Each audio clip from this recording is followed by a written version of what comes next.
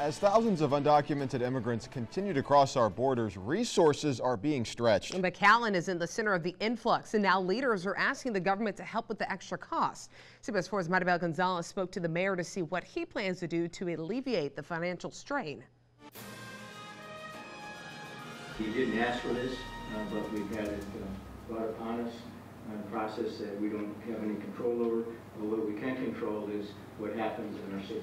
On Monday night during the City Commission, McAllen Mayor Jim Darling addressed the current migrant influx happening along our border. Legally in the country when they're dropped off. The update comes just as days ago, U.S. Border Patrol agents released more than 2,000 migrants. The influx causing crowding in facilities like the Catholic Charities Respite Center and forcing other facilities like the Salvation Army in McAllen to help with the overflow. But now Mayor Darling wants to see the federal government step in to help. Senator Cornyn got FEMA amended to do humanitarian crisis reimbursement instead of just natural disasters. The city fronts certain costs associated with processing migrants who arrive in the valley, including transportation and medical care. Influenza is a real concern in those things. We haven't had measles yet, but putting them on a bus with 70 other people is not the choice. Darling says a couple years ago, the government reimbursed the city around $150,000, a fraction of around the $600,000 they spent that year on related costs. You know, we ought to be reimbursed for that, for what we're doing. But the majority of the costs are covered by donations and the Catholic Charities,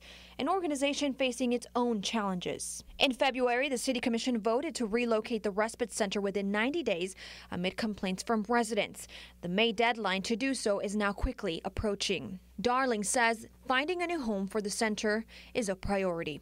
Reporting in McAllen with complete Valley coverage, Maribel Gonzalez, CBS 4 Valley Tonight.